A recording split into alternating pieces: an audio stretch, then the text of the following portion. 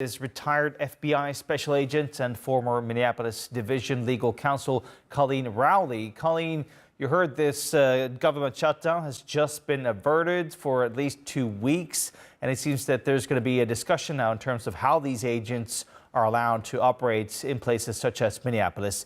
Do you think this is a good thing? Is things sort of going to be smoother on sailing here from on out? It will all depend on whether Homan is telling the truth.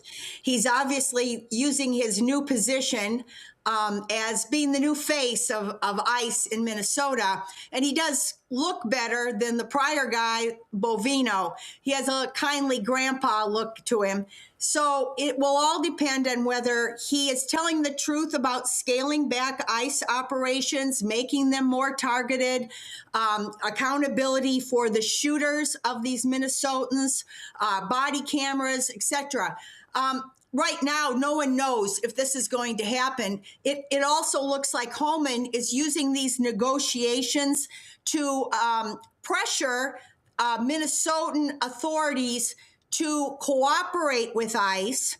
And actually, both Minneapolis and St. Paul are called sanctuary cities, where the police do not give direct support and help to the ICE agents. So he's trying to pressure Minneapolis and St. Paul law enforcement.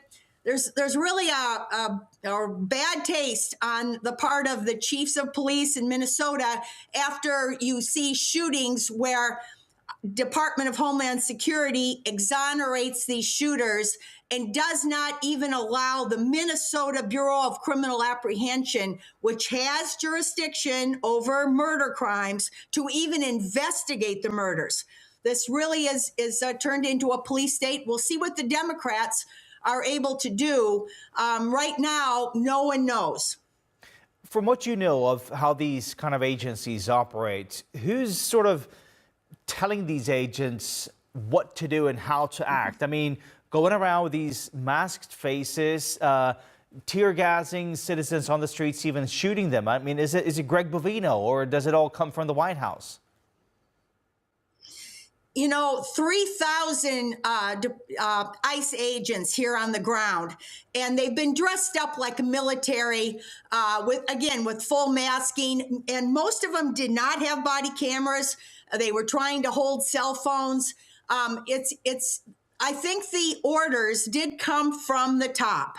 I don't think even Kristi Noem or National Security Miller, who kind of characterized Minnesota as being full of domestic terrorists, I don't think that even they were the ones putting out the orders.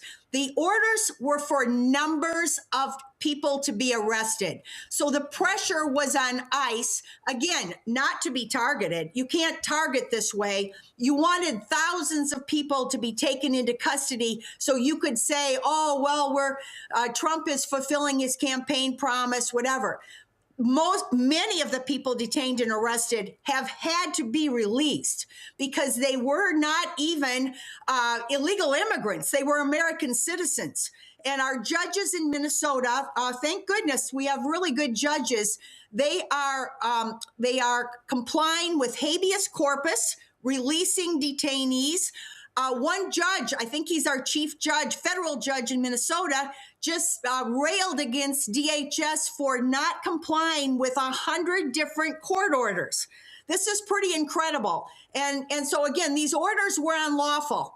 I said this a couple of days ago. I like a legal lecture to the ICE agents: do not follow unlawful orders, because you're going to be the one that will be left holding the bag.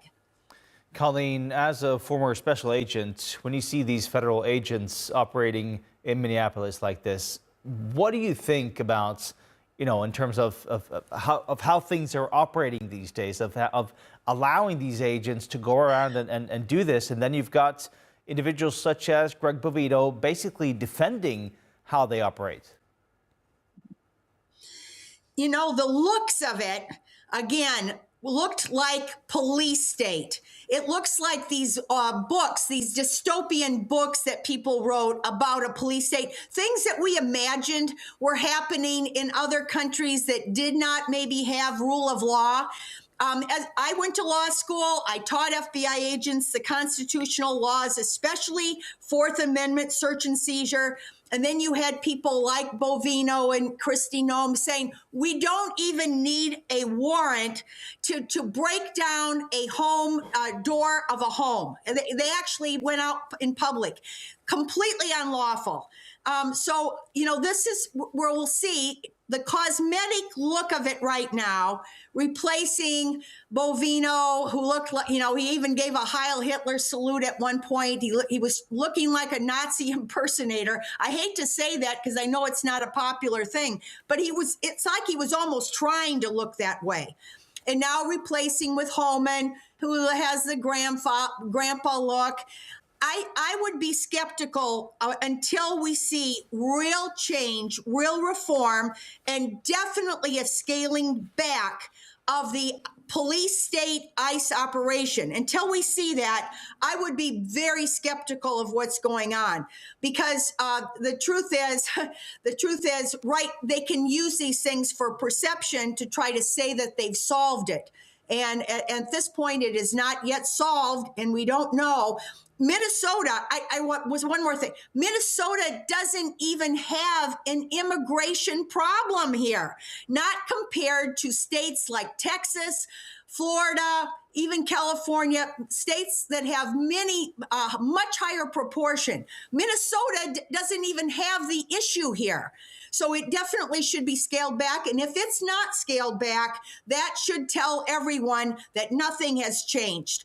And we could very likely see more wrongful shootings until the ICE officers themselves are given legal training and realize that they can't be killing people preemptively. As of course many of them were in war zones, and many of them were under a different rule of, like I said, war zone has a completely different standard for use of deadly force than domestic U.S. America. All right, Coleen Rowley, very good to talk to you. Thank you so much for your time.